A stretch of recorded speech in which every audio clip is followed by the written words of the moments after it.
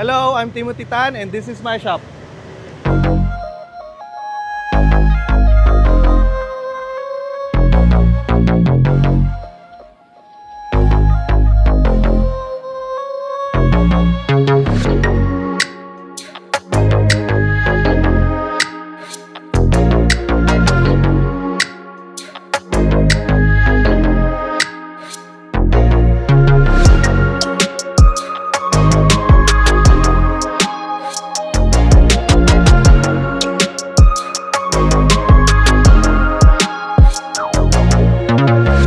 So, paano naging Titan yung name ng shop?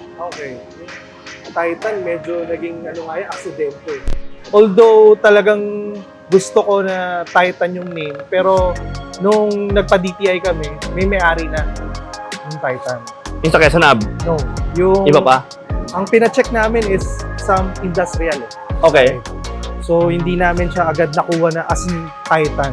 Pero ang sabi sa amin ng DTI, you can use you can use yung mga ibang name. Pero syempre, pagka dating sa registration, talagang dapat yung pwedeng i-register, which is yung name ko, Timothy John Tan. Okay. Auto Parts and Accessories. Kaya lang, dahil meron kami mga customers sa provinces, no, na nag-i-issue ng cheque sa amin, ginawa namin is TJ Tan. Para maiksi. Kasi TJ Tan Auto Parts and Accessories eh. Eh meron kaming client na na-aksidente, ang nakita niya is parang tingin niya, hindi J, I. So nagiging Titan. Kaya ever since nun, pag nag-issue siya ng cheque, Titan na problema, nagkakaproblema ko sa bangko. Ayaw tanggapin. So ginawa namin, pinagawa namin ng paraan doon. Hanggang sa naging Titan na siya. So, itong shop mo na to is how big? Okay, ito is kung di ako nagkakamali, nasa 360 square meter. 300 square, 300, almost 400 square. Yes, almost 400. So, where is this located? Dito tayo sa 437B, kasi may A, dun sa likod. So 437B, Lychee Street, Barangay General T. De Leon, Valenzuela City. Valenzuela. So dito, kung makikita nyo, along lang kami ng service road ng Smart Connect, going Karuhatan and Mindanao up. So, meron ba kayong mga Facebook pages or how do they contact you? How do they book a schedule we do with you? have Facebook pages, Titan Auto Parts X Accessories. So yun yung makikita nyo doon. Tapos yung name ko naman sa Facebook is Titan naman. So, ano bang meron or services natin dito sa Titan? Okay. Dito sa Titan, mga regular PMS, change oil, yan, tapos mga brake cleaning, up to sa mga medyo mas major works na ng pangilalim, under chassis, yan. O kaya naman mga AGR cleaning, transmission fluid change, minsan nag-overhaul din kami ng makina, yan, tsaka mga transmission. Tapos sa mga, kung mapapansin nyo naman, meron din tayong mga European dito na mga unit. So, we do also yung mga calibration, reprogramming. Yan, kung may mga modules na sira, ginagawa natin yan. Pinapalitan din natin mga pyesa. And also mga, syempre, heavy PMS na mga Euro unit natin. So, basically, nagsa-specialize kayo sa Euro? Parang ganun na nangyayari. Actually, ganun na nangyayari. Hindi mo man ginusto, pero ganun. Mas marami na rin. Kasi dahil siguro nung nag-start ako na mag-Euro, mas naging kabisado ko rin, tsaka pangalawa, para sa akin dahil meron akong OBD scanner, mas nagiging familiarize ako doon, unti-unti hanggang sa ako na yung gumagawa. Kaya pagka may mga Euro unit, ako yung nag-handle. Tapos tinuturo ko na rin sa mga tao ano yung gagawin nila. Pero pagdating naman sa mga Japanese, sa mga Korean, mga ibang brand, sila na yung mga expert natin chief mechanic. So, I see sandamakmak na Motul banners, Motul products here. So, yan ba yung brand na kinikerry mo dito? Yes, actually, since nung nagbubuo tayo ng mga sasakyan, kahit wala pa tayong shop, Motul na talaga. So, nung nagkaroon ako ng opportunity na makarry yung Motul, naging dealer din naman ako for how many years. So, ayun, hanggang ngayon, sinusuportahan pa rin naman natin yung Motul. Pero syempre, pagka meron tayong mga client na ayaw nila ng Motul, may other brands, wala namang problema. Preference. Pero syempre, doon tayo nagsasabi ng pinapapirma natin sila ng waiver. Kasi ayoko rin magkaroon ng problema. So, ano mga maipagyayabang ng Titan na shop? Well, siguro ang pinaka proud ako kasi yung mga syempre, yung nabuo ko, yung DC5. Yan, isa. Unang-una sa lahat yung DC5. Kasi, although meron mga nagkakaroon ako ng hesitance noon before na pabuo ko na lang sa iba, hanggang sa nag-PPM ako sa mga ibang, alam mo na, mga OG na sa mga ganyan. Pero meron ako mga kaibigan na pinupush ako na, ikaw na ang gumawa, kasi may shop ka eh. So yun, hanggang sa sinumulan namin, hindi na namin natigilan.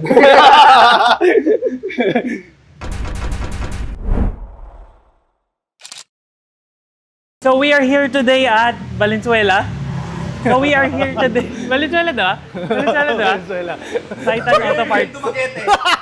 Tumagit. Okay, so we are here today at Valenzuela at Titan Auto Parts where the home of the all-wheel DC5 Turbo is. Okay, as far as I know, this is the only one here sa Philippines. Nakikita ko lang to sa US eh. Nung nakita ko siya, sobrang excited talaga ako nung malaman na all-wheel drive siya na boosted. So talagang sabi ko kay Tim, kailangan natin gawa ng video to kasi kakaibang build talaga siya. So take us through the build. Okay, so napansin ko dito, hindi na siya yung stock na DC5 na itsura, di ba? Yeah. So pinalitan mo na basically lahat. So take us through mga changes na ginawa mo sa So, body. syempre, ginawa natin, dahil medyo Mugen lover tayo, no? So, ginawa natin, kumuha tayo ng body kits from Mugen. So, Mugen front bumper.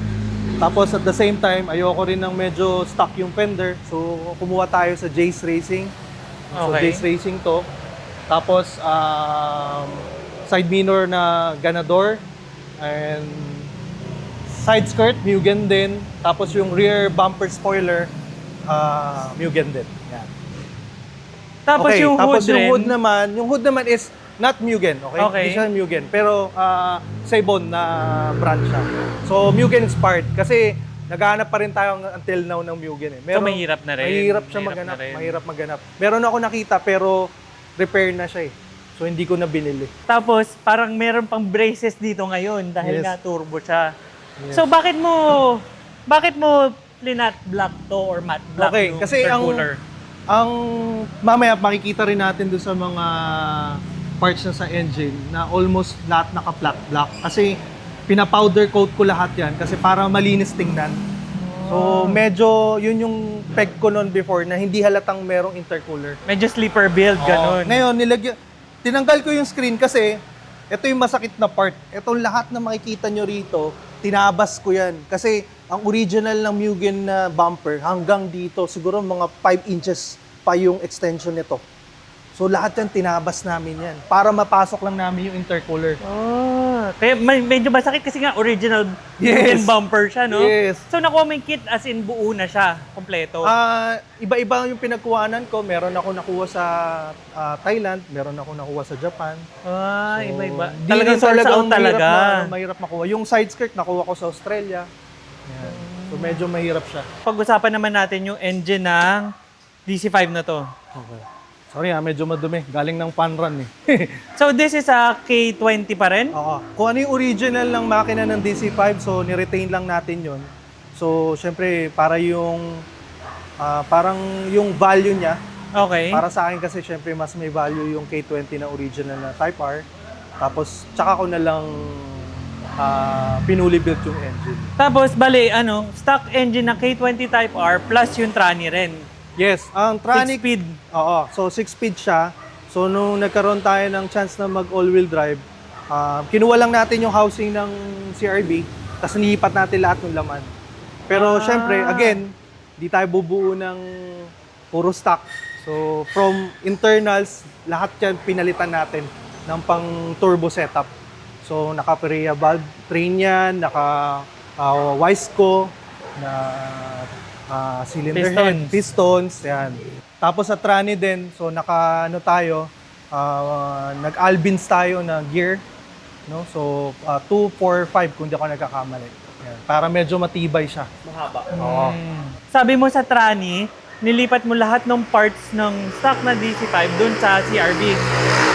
Nagkaroon ka ba ng some challenge gawin yun? Actually, wala. Wala. Actually, Talagang lipat mo lang Oo, kasi lahat. parang lumalabas lang dahil lang sa transfer case eh. Oo. So pero syempre dahil gusto natin ma-maintain sana yung LSD ng DC5, hindi natin unfortunately meron tayong kailangan gawin na parang ito and through yung butas ng LSD ng DC5 para Okay. maikabit natin sa K20 kasi dahil doon sa transfer case eh.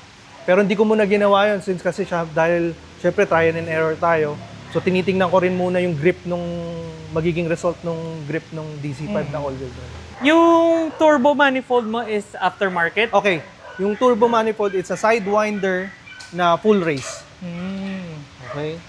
Tapos yung precision mo, turbo is 5858, tapos hanggang all way down, precision na intercooler na rated ng 800 HP.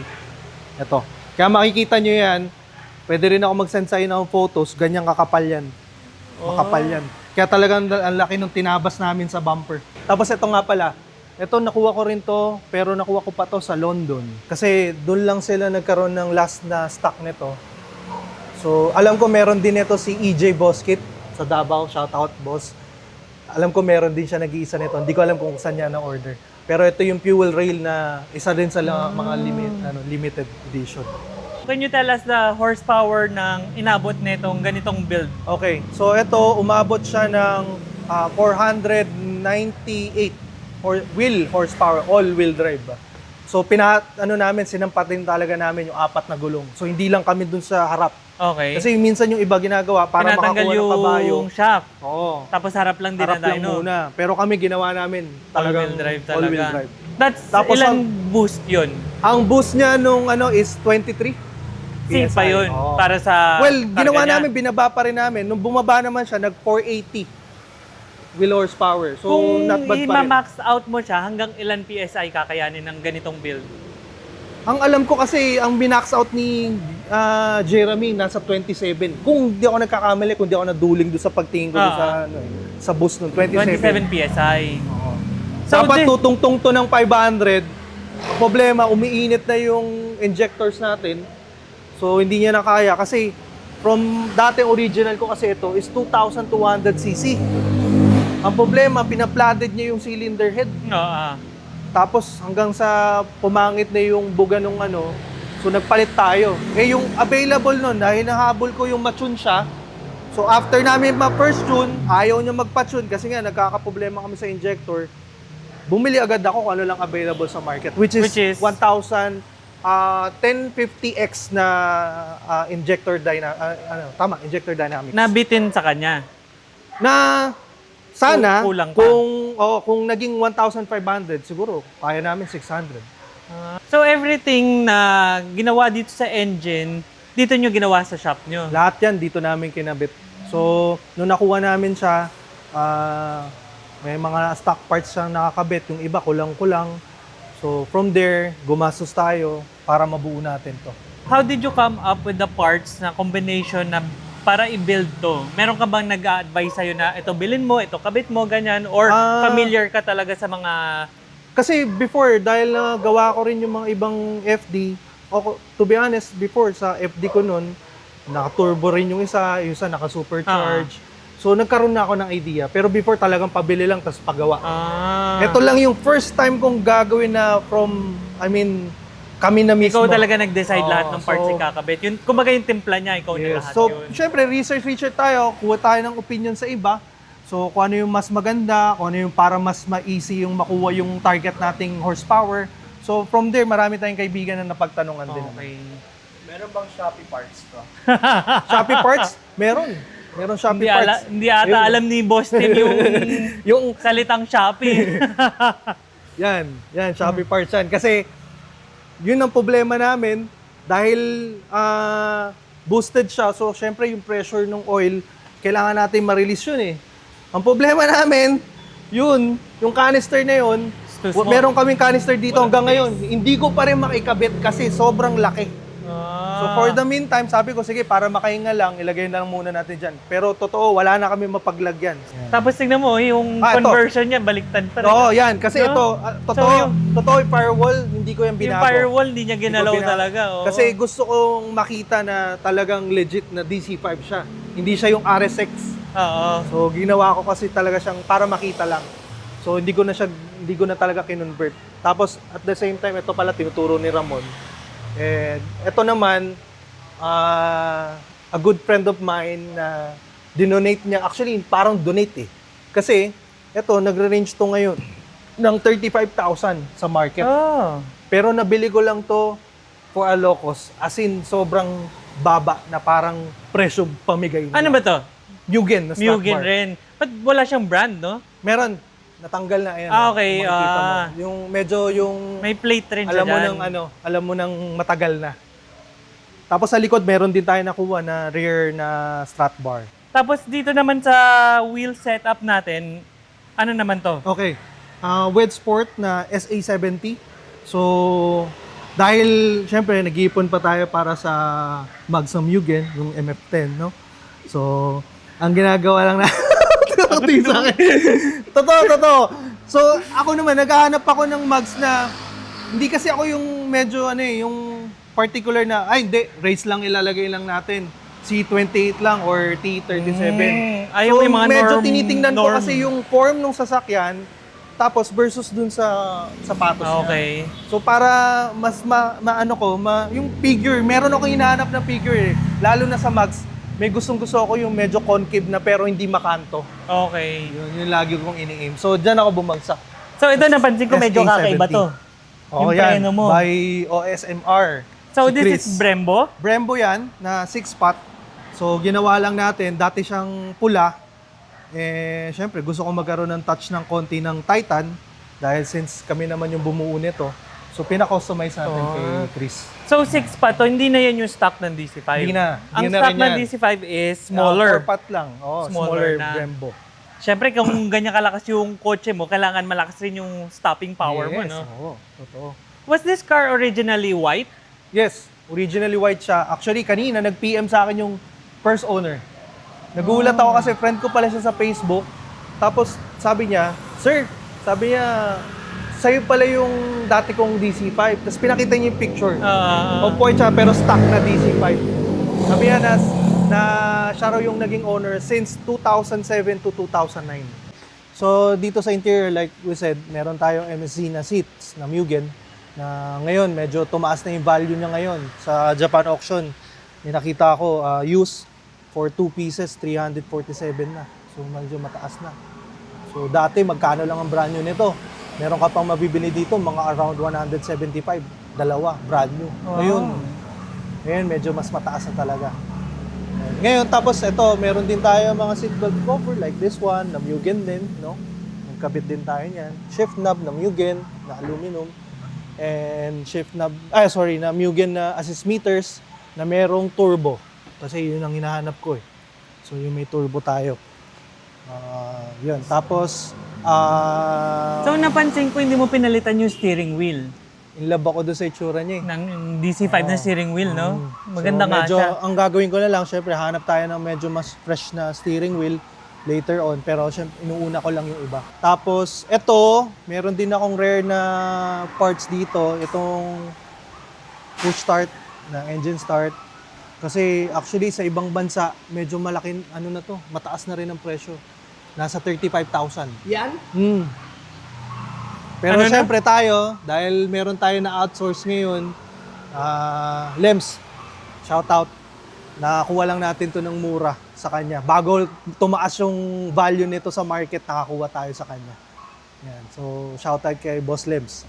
Tapos, yung mga ibang parts nito, again, kung gusto nyo maghanap, re-recommend din natin si Boss Lems. Kasi yung mga, nung nakuha ko to, halos medyo may mga parts na sira-sira na. So like yung mga buttons, yung mga cover ng mga may mga sa doorknob, mga nasira na yan. So pinalitan natin yan. So yung dashboard mo is original left na? Ito naman, original left na to. So syempre galing to sa RSX sa ibang bansa, sa Canada. Ito yung Mugen, rear view mirror cover. Yan. How about yung steering mo na pihit? Bitin pa rin? Yes. Or bitin pa napalitan rin. mo ni rack and pinion? Sorry. Bitin kaya ako sinasabi kasi bitin kasi right now, dahil makapal yung mags ko, yung setups ko, medyo bumitin, bumalik. Pero ito naka-convert na rin to, yung rack and pinion nito. Okay. Kasi yung akin dati, since converted siya, pati rack and pinion, kinonvert nila, pag pinihit mo, medyo bitin sa ikot. Medyo bitin yung paling. So si Tim, pinalitan niya na daw yung buong dashboard, tsaka yung mga sidings, no? Mm. Pang original left. How about paano yung challenge mo dun sa aircon mo? Sa aircon, ano rin, kasama na rin ito. Kasama na lahat. So binili natin lahat ng blower, mga AC components niya. So nung nabuo naman natin yan, nakabit naman natin yan, buo na yan. Tapos meron din tayo Mugen pedals dito sa baba. Yan.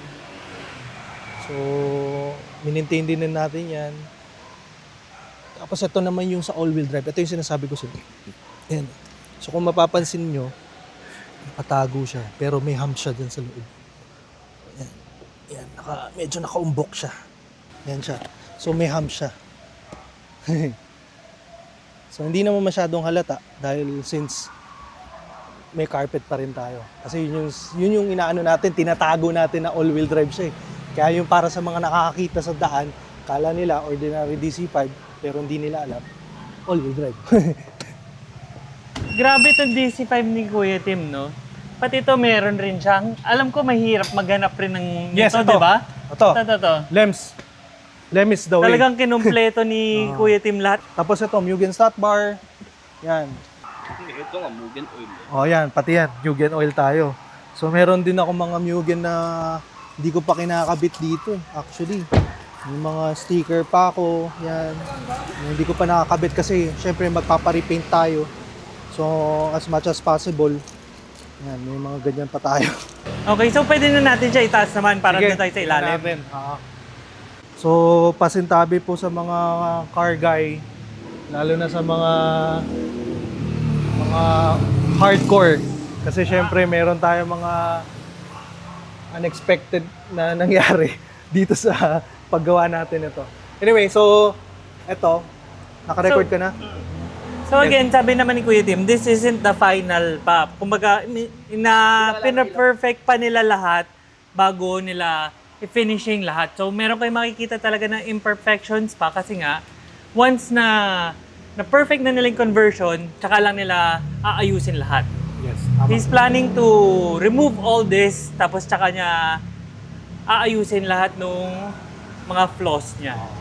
O, kasi syempre, meron ako mga nakita na rin na merong konting rust. So, syempre, kailangan na rin natin siyang magawa.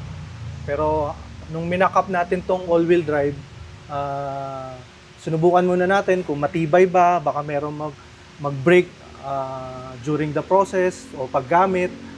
So, yun. So, this one is a CRB Gen 2 na rear differential. Yung axle shaft o drive shaft niya is from CRB din. Etong trailing arm, hindi ko na ginamit yung CRB since dahil parehas sila. So, ang ginamit ko lang talaga is yung lagay lang nung itong pagtatagusan nitong drive shaft. So, yung knuckle. Oo, yung knuckle lang. Pero yung rear disc, ginamit pa rin natin dun sa DC5. And then, kahit ito, sa DC5 lang din to. Tapos, itong bracket nito, gumawa kami, pero may ginaya kami na from S1 Build. Kaysa bumili ako sa S1 Build, kasi sa S1 Build is around 45,000 eh. So sabi ko, mas Wala maganda. bang shipping yun? Wala pa. So sabi ko, sige gawa tayo from metal. So ginawa namin yan. Ngayon kausap ko si Mickey Maso kasi willing siyang tumulong na gawin tong aluminum. Okay. Shout out sa'yo, Mickey Maso. Ayan. Mickey Maso. Tingnan mo, gaano ka-dedicated si Kuya Tim sa Mugen. Pati yung suspension niya, Mugen. Yes, ayan. Okay. So Mugen yung suspension nito, yung bushing sa harap, mamaya mga bushing, mga engine support, transmission support, lahat yun Mugen. Ayan. So makikita nyo rin, ito dinaan pa rin natin sa original. Unfortunately, dapat ito kasi dahil 3 inches siya, so naging problema natin, hamon sa atin is sumasayad. So yung kausap ko dati sa paggawa nito, hindi kami nagkasundo kasi ang napag-usapan namin is oval shape. Okay. Kasi sa US, kay Nick Bychun, Ah. nakita ko ginawa niya is pagdating dito, oval shape na. Kaya lang, yun nga, sabi nila wala raw silang supply nun. Ang problema, nakikabit na. Tapos sabi ko, gawa ng paraan. So, naging paraan. So, Pinokpok. yung oval Pero shape, anyway, hayaan mo na. Yung oval shape ba, based on your research, wala siya apekto sa Wala. performance? As long as yung 3 inches niya, nandun pa rin. Okay. So, yung restriction hindi naman ganun kalala. Kasi ito lang ang kailangan eh. Yan lang. Okay. So, ito yung sinasabi mo fuel cell mo na pang... Okay. Yes. Yung this one. size niya pang big bike lang. This is 20 liters. So, laging kaibigan natin si Petron, si Blaze. Petron, baka naman. Ito, ang nangyayari lang sa akin dito. Pero nung nag-fun run kami, from Valenzuela to Twin Lakes, okay, umabot eh. Okay. Abot siya. So, may natira pa tayong almost 1/4 sa gas tank natin. Tapos this one naman, mabalik ako dito. Ito yung propeller na binili natin sa S1 built. Rated siya ng 800 to 1,000 horsepower. Tapos meron tayong viscous coupler.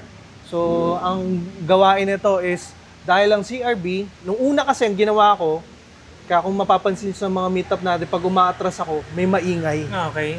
Kasi ginaya ko yung mga nagda-drag, nilalak nila yung clutches dun sa loob. Okay. Yung pala, ang problema natin, hindi siya pwede for street kasi mag-iingay siya. So, dahil naglalaban yung gulong, nakafix na kasi siya eh. So, merong pag isa hindi umiikot, mag-iingay siya.